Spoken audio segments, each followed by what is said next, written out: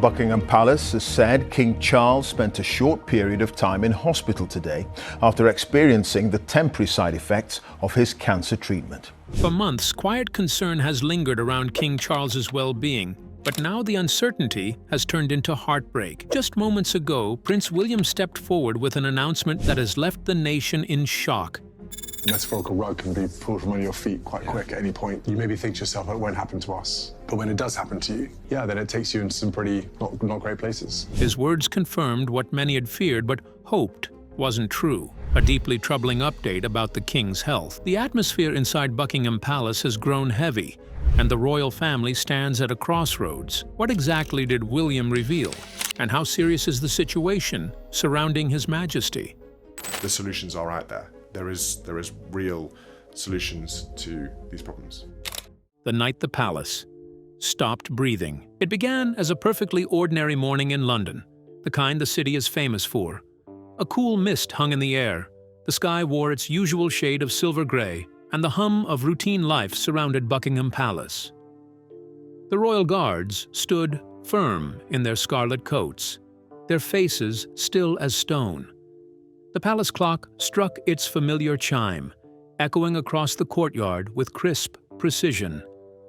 Inside, courtiers glided through the marble halls, their calm footsteps blending into the quiet rhythm of duty. It was, by all appearances, just another royal morning. But at exactly 9:47 a.m., everything changed. It began as a murmur, a faint whisper that slipped through the palace corridors like a draft. At first, no one wanted to believe it. A butler paused mid-step, a maid dropped her tray, and an aide stared blankly at the floor. The stillness that followed was almost unreal. Then, the words that no one ever expected were spoken aloud, trembling and sharp. "The king has been taken ill." In an instant, the palace, that had always seemed unshakable, became a hive of chaos. Guards who normally moved with ceremonial grace began running. The golden gates, symbols of elegance and tradition, clanged shut with urgency. Motorcades appeared out of nowhere, black cars speeding through the courtyard as doors slammed and voices rose in confusion. The air buzzed with tension. Telephones rang non-stop. Messages were whispered from one trembling hand to another. The calm had been replaced by something far darker, the unmistakable pulse of fear. Behind those centuries-old stone walls, a storm had begun to gather. By midday, the world received its first glimpse of that storm. The official royal statement arrived, brief, cold, and cryptic. His Majesty is under medical supervision following complications from treatment. That was all. No photographs of reassurance, no smiling doctors, no royal wave from a hospital balcony. Just a single line. And then silence. But that silence was deafening. Across Britain, it echoed through living rooms, offices, and crowded streets. News anchors stumbled over their words, reporters camped outside the palace gates, and millions of people whispered the same haunting question. What's happening to the king? Inside the palace, the atmosphere grew heavier with every hour. The staff moved like ghosts, speaking in hushed tones, afraid that even the walls might be listening. They knew what the public did not, that this was not a routine illness, not a passing faint or a fever. It was serious, terrifyingly serious. The king, the man who had waited his entire life for the throne, now lay battling to remain upon it. The crown that had once symbolized triumph now felt like a burden too heavy to bear. As the day turned to evening, the skies above London seemed to mirror the mood inside the palace, grey, heavy, and waiting for the rain to fall. The great halls, once filled with laughter and ceremony, were now silent, but for the echo of hurried footsteps and the soft hum of prayers whispered by anxious hearts. Outside, the crowd grew larger, pressed against the gates, faces pale with worry and curiosity. Candles began to appear on the pavement, small flickering lights in the growing dusk. And within those palace walls, history was holding its breath. The monarchy had faced wars, scandals, and storms before, but never this. Never such a sudden, intimate fear, because this was not about politics or power. It was about a man, frail and mortal, beneath the weight of his crown. The day that began with calm dignity had ended in trembling uncertainty. The golden age of the king, so long awaited, now hung by a thread. And as midnight approached, one truth became clear to everyone who whispered in the shadows. The fate of the crown rested on the beating heart of one man, and that heart was faltering. How did Prince William summon the courage to confirm the tragic news? How had Charles been coping with the crown before the illness? What were the silent struggles he had behind the scene? Let's find out. The hidden struggle behind closed curtains.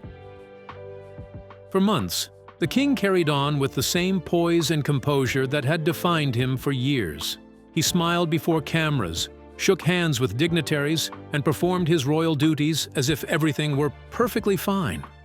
The world saw a confident monarch, calm, graceful, and steady. But those who looked a little closer could tell that something had changed. There were signs, small at first. His once brisk walk became slower, each step measured with care. When he reached for his pen to sign documents, his hand trembled just enough to make those nearby exchange uneasy glances. During long meetings, he found himself leaning against a chair or a table for balance, and the eyes that had once burned with quiet determination, eyes that had seen history unfold, began to lose their usual spark. Doctors had warned him again and again. "Your Majesty, you must rest," they urged gently. "Your body needs time." But Charles was never one to yield easily. Duty had been the heartbeat of his entire existence, the calling that shaped his identity. He had waited a lifetime for the crown, watching, preparing, enduring, and now that it was finally his, the idea of slowing down felt impossible. "I've waited all my life for this," he confided to one of his aides one evening, his voice steady but tired. "I can't stop now. Not when I've just begun." So he pressed on, day after day, event after event, until his body began to protest more loudly than any doctor ever could. Behind the grandeur of palace walls, Queen Camilla watched with growing worry. She noticed the fatigue he tried to hide behind his smiles, the pain he masked with politeness. Quietly, she began to step in, rearranging his calendar, canceling certain public engagements, and politely declining calls that might drain his energy. Her actions, at least to those closest to the king, seemed born out of deep care and love. But not everyone saw it that way. In the shadowy corridors of the palace, whispers began to stir. "She's taking over," some said. "She's keeping people away." To a few, Camilla appeared not as a protective wife, but as a powerful gatekeeper, the one who decided who could see the king, who could speak to him, and who deserved to know the truth about his health. Her circle of control widened quietly, almost imperceptibly. What began as concern became influence. And in a place where power is always delicately balanced, that influence began to tilt the scales. By the time the senior courtiers took notice, it was already too late to reverse. The balance of the monarchy had shifted, not with noise or confrontation, but with silence and subtlety. Camilla was no longer merely the queen consort standing beside the king. She had become something far more significant, the quiet force behind the throne, the unseen hand guiding the crown itself. And while the world continued to see a dutiful king performing his role with dignity, those within the palace knew a deeper truth, that behind every decision, every gesture, and every carefully controlled appearance, there was another presence shaping the monarchy's course from behind the curtain. Before breaking down, King Charles was being treated for cancer. How has he been coping with hope? How has he been able to journey through his illness? let's delve into the details of King Charles's struggle with courage and hope. Courage behind the crown. King Charles has faced one of the most challenging periods of his life over the past few years, as his health has taken a difficult turn, particularly following his cancer diagnosis. What was supposed to be a season of celebration and stability after his long-awaited coronation turned into a time of uncertainty, concern, and resilience for both the king and the royal family. Less than a year after he ascended the throne, news broke that the monarch had been diagnosed with an undisclosed form of cancer. The discovery came unexpectedly, while receiving treatment for an enlarged prostate. Accretions, often often associated with aging, doctors found signs of something more serious. The revelation came as a shock not only to the king himself, but also to a nation that had just watched him officially take on the weight of the crown after the passing of Queen Elizabeth II. The diagnosis sent ripples of worry through the United Kingdom and beyond. The public, who had celebrated his coronation with grandeur, suddenly found themselves praying and hoping for his recovery. Yet, this was not just a health battle for one man. It soon became a trying time for the entire royal family. In a heartbreaking turn of events, Princess Kate Middleton was diagnosed with cancer around the same time as the king, shaking the royal family to its core. Both beloved figures withdrew from public life to focus on recovery, testing the family's strength and unity. For Prince William, balancing his royal duties while caring for his ailing father and wife became overwhelming. Describing 2024 as the hardest year of my life and a dreadful experience, he revealed a rare glimpse of vulnerability, showing that even royalty cannot escape the deep emotional toll of illness and personal struggle. Meanwhile, the king began what would become a long and ongoing course of treatment. Details of his condition were kept private, in line with royal tradition, but it was clear that his health journey was far from easy. For more than a year, King Charles has quietly endured therapy and medical supervision, with his schedule significantly reduced. Public appearances became fewer, and each re-emergence was met with warmth, applause, and deep respect from the British people, many of whom admired his courage and commitment to continue serving, even while fighting a personal battle. Despite his health challenges, the king has slowly and steadily begun to return to his public duties. His presence at official events has grown more frequent in recent months, a sign that he is regaining strength and stability. Those close to him say he remains determined, disciplined, and deeply reflective, qualities that have defined his character throughout his decades of public service. As for the Princess of Wales, she recently shared the hopeful news that she is now in remission, a message that lifted the spirits of millions who had followed her journey with empathy and admiration. Her courage has mirrored the quiet strength of her father-in-law, reminding many that even in moments of royal glamour, there are deeply human stories of pain, endurance, and hope. Together, these experiences have reminded the world that beneath the crowns, titles, and royal ceremonies lie real people, vulnerable yet resilient. King Charles's story, marked by illness and perseverance, stands as a testament to the power of determination and faith in the face of adversity. And as he continues to heal and lead, his journey serves as an inspiring reminder that strength is not the absence of struggle, but the ability to rise above it with grace. Now that the king has fallen seriously ill, how did the members of the royal family react? Were they defensive? Did they point fingers?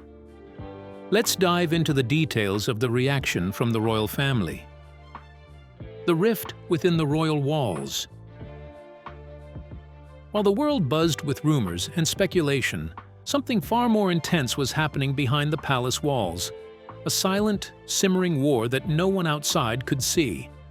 The air in the royal corridors was thick with tension, and at the heart of it stood Princess Anne, the king's steadfast, plain-speaking sister, and Queen Camilla, the woman determined to protect her husband and the crown's image at any cost. For weeks, Anne had watched in frustration as the palace released carefully worded statements to the press. Words like fatigue and routine adjustments floated through headlines, painting a picture of calm and control. But Anne wasn't fooled. To her, these weren't acts of caution or diplomacy. They were deliberate attempts to hide the truth. She believed the people had a right to know what was really going on. Finally, she decided she had heard enough. According to insiders, the confrontation between Anne and Camilla was anything but royal politeness. The atmosphere was, as one aide described it, glacial. Anne, never one to mince words, fixed her gaze on Camilla and said firmly, "We owe the people honesty." Her voice, though calm, carried the weight of conviction. Camilla's reply was swift and sharp. "And I owe my husband his dignity," she shot back, her tone edged with steel. The room fell silent. The line had been drawn. From that moment, whispers of division rippled through the palace halls. Staff began referring to Team Anne and Team Camilla, as if the royal household itself had split into factions. Some courtiers sided with Camilla, arguing that secrecy was necessary to preserve the monarchy's stability and shield the king from public scrutiny. Others quietly agreed with Anne, believing that honesty would ultimately protect the crown from greater scandal. Behind the polished smiles and measured statements, the tension was almost unbearable. And then came the darker truth. The king's health was deteriorating. The vague reports no longer matched the reality Anne saw. She demanded to visit her brother daily, to be by his side, but Camilla, fiercely protective and suspicious of Anne's motives, refused without the doctor's clearance. What began as disagreement turned into open hostility.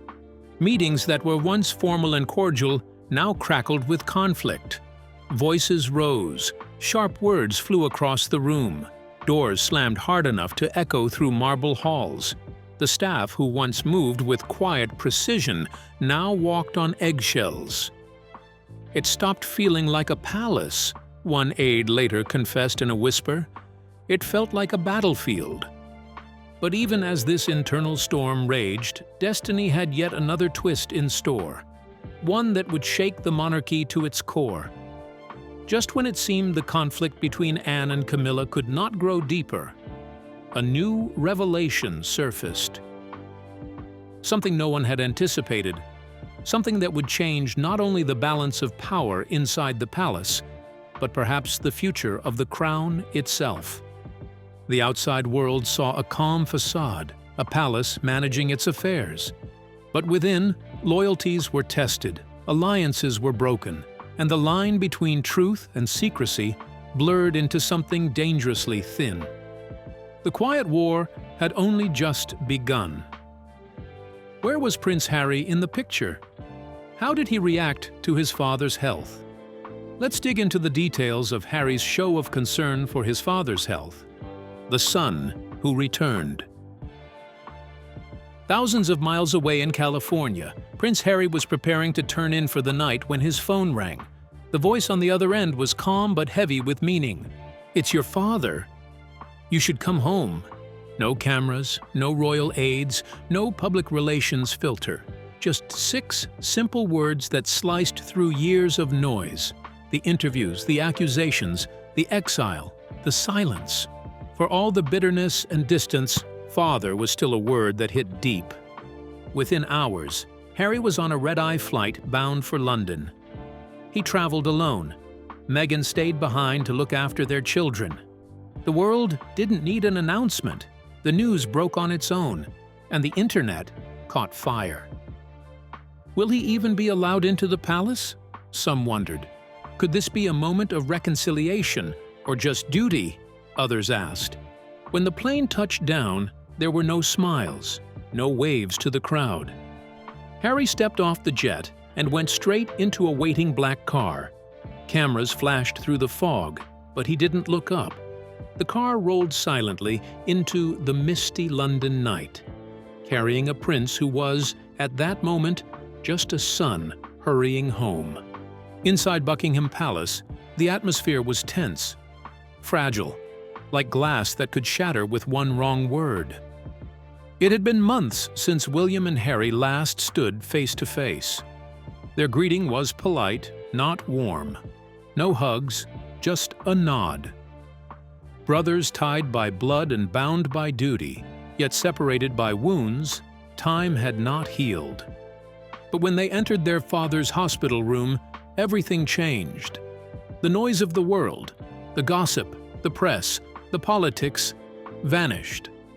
All that remained was the soft, rhythmic beeping of a heart monitor and the faint breathing of a man who had carried the weight of a kingdom for decades. Those who were there say the moment was brief, yet unbearably human. The king opened his eyes, recognized his sons, and managed a weak but peaceful smile. Then, in a voice barely above a whisper, he said the words that would stay with them forever. "My sons, remember who you are." There were no grand speeches, no royal declarations, just raw emotion. Tears flowed freely. Apologies were offered, some aloud, others in silence. The titles, the crowns, the controversies, all of it seemed so small in that moment. For the first time in years, they weren't princes standing in the shadow of a monarchy. They were simply sons standing beside their father. Outside, the world speculated endlessly about what this meeting meant. Headlines buzzed, cameras waited, commentators analyzed. But inside that quiet hospital room, it wasn't about legacy or the future of the crown. It was about something much more universal and fragile: family, forgiveness, and the unstoppable passage of time. Because even for those born into palaces, time doesn't wait. It humbles kings, softens hearts, and reminds every son that no crown is heavier than the love or the loss of a father. How did the public receive the shocking news? How did they show their support for the ailing king? Let's dig into the details of the nation's respect to the bearer of the crown. The longest night in Britain. Outside, the nation waited. Candlelight vigils began to bloom across London like gentle stars on earth. Thousands of people gathered silently outside Buckingham Palace, clutching flowers, waving small flags, and murmuring prayers that melted into the night air. News anchors spoke in low, reverent tones, their voices heavy with uncertainty. From distant cathedrals to quiet village churches, bells tolled every hour, echoing through a nation wrapped in suspense. The United Kingdom, a country so used to seeing its royals as symbols of endurance and grace, seemed to hold its breath. Every street, every home, every heart waited. The weight of history pressed down softly, as if the air itself understood that something sacred was unfolding. Then, as the clock approached midnight, something subtle yet haunting occurred. One by one, the lights of Buckingham Palace dimmed until the grand facade stood shadowed against the night sky. Moments later, every television screen flickered with a red banner. The message was brief but devastating. Breaking news: the king's condition has deteriorated. In that instant, time seemed to freeze. Conversations stopped mid-sentence. Cars halted at intersections. Even the hum of the city felt quieter. The world didn't just react, it paused. Inside the palace walls, the atmosphere was tense yet tender. Teams of doctors moved quickly but carefully, their faces pale with fatigue. Prince William and Prince Harry stood side by side once again, their past differences momentarily erased by shared grief. Camilla, her eyes swollen from sleeplessness and tears, refused to leave her husband's side. Princess Anne spent the long night in the palace chapel, her head bowed in silent prayer. Hours passed, and the deep blue of night slowly gave way to the pale light of dawn. Then, in a moment that pierced the stillness, a single candle flickered to life in the palace window. It was not just light, it was a symbol. For centuries, that small flame had been the quiet sign of royal transition, a message to those who understood its meaning. The crown was changing hands. Outside, the crowd stirred, but said nothing. Reporters whispered into microphones. The cold morning air carried both fear and reverence. Then, at last, the palace doors opened. A spokesperson, visibly shaken, stepped forward onto the balcony. His hands trembled as he unfolded a piece of paper, his voice quivering as he read the brief statement that would be repeated across the world within minutes. His Majesty will no longer be able to fulfill his royal duties. The process of transition has begun. The words hung in the air like mist, heavy, ungraspable, final. And just like that, the reign of King Charles III, a man who had waited a lifetime for the throne, came to a quiet, heartbreaking close. It was not marked by fanfare or ceremony, but by silence, tears, and the flicker of a single candle that told an entire nation. The king's watch had ended. The era was over. A new dawn awaited, but for that brief moment, all of Britain stood still. How did the fading era leave the horizon? What was the atmosphere like? How did the royal family and public react to the setting of the quiet setting of fading crown sun? Let's find out. A crown heavy with tears. When the first light of dawn touched the city, London seemed wrapped in an unfamiliar silence. Streets that once bustled with life now whispered with sorrow. Flags fluttered half-mast against a gray sky, and people stood still, their faces streaked with tears they made no effort to hide. The air itself felt heavy, thick with disbelief, grief, and the weight of history being rewritten before their eyes. Inside the palace walls, the atmosphere was no different. Every corridor echoed with quiet footsteps and muffled sobs. Prince William stood before the mirror in his private chamber, but the reflection staring back at him felt like a stranger. He was no longer merely the heir to the throne. He was now the king, a title that came not with celebration, but with heartbreak. His eyes, red from a sleepless night, held the kind of sorrow words could not describe. In one corner of the room, Camilla wept softly, her usual calm shattered by the loss of the man who had carried the burden of the crown with such poise. Nearby, Prince Harry lingered longer than anyone expected.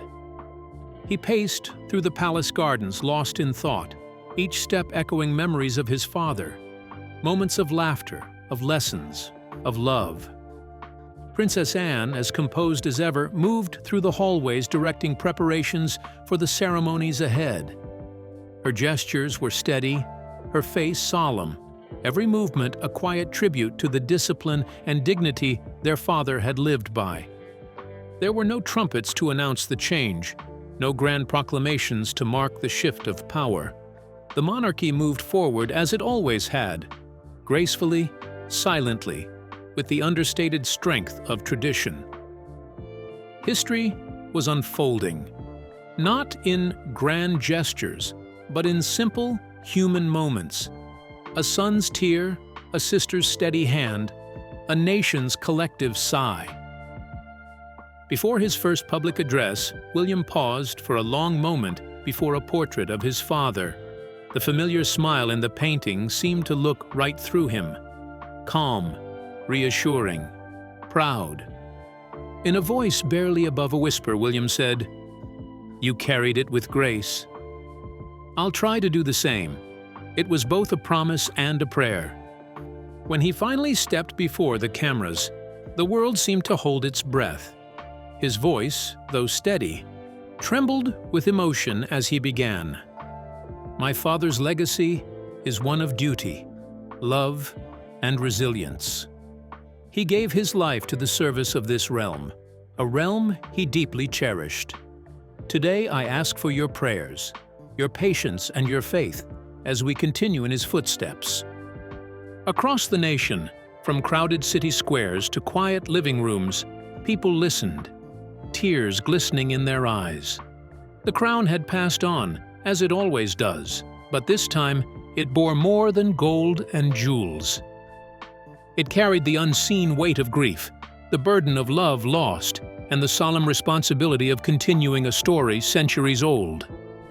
And in the hush that followed, as the sound of his words faded into the stillness of Buckingham Palace, a single truth lingered in the air, quiet yet undeniable. The crown is heavier than it looks. So, what do you think about King Charles's health? Is Prince William ready to bear the crown? We would love to hear your thoughts in the comments below. Don't forget to like and subscribe.